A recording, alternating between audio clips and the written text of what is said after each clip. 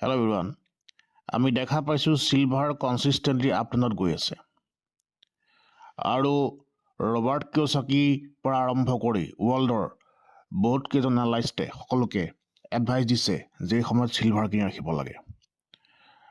আৰু চিলভাৰ মুভমেণ্টটো এটা সাংঘাতিক মুভমেণ্ট হয়, গ'ল্ডৰ দৰে প্ৰায় একেই।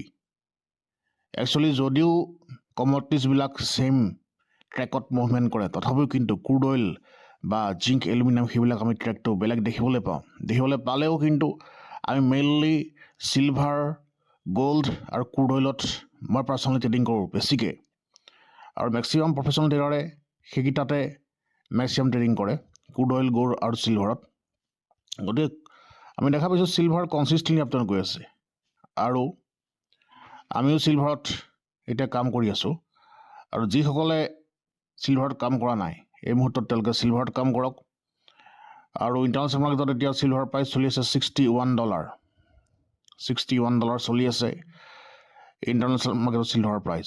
আৰু যিসকলে MCXত কাম কৰে তেওঁলোকে যাতে ইণ্টাৰনেশ্যনেল প্ৰাইচ ট্ৰেক কৰিহে ইণ্ডিয়ান MCXত কাম কৰে, কাৰণ আপুনি যদি ইণ্টাৰনেশ্যনেল মাৰ্কেটত প্ৰাইচ ট্ৰেক কৰিব নোৱাৰে তেতিয়া কিন্তু MCXত ডাইৰেক্ট ট্ৰেড কৰি প্ৰফিটেবল নহ'ব। গতিকে আহক আমি ইণ্টাৰনেশ্যনেল ট্ৰেকিং ডিভাইচবিলাক আমি এনালাইচিছ কৰোঁ আৰু চিলভাৰ, গ'ল্ড, ক্ৰুড অইল সেইবিলাকত কমডিটিজবিলাকত আমি ইনভেষ্ট কৰোঁ, ট্ৰেড কৰোঁ, লগতে ক্ৰিপ্ট'কাৰেঞ্চি মাৰ্কেটত আৰু গ্ল'বেল মাৰ্কেটত কাম কৰি কনচিষ্টেণ্টলি এভৰি মান্থ ইনকাম কৰোঁ। Thank U.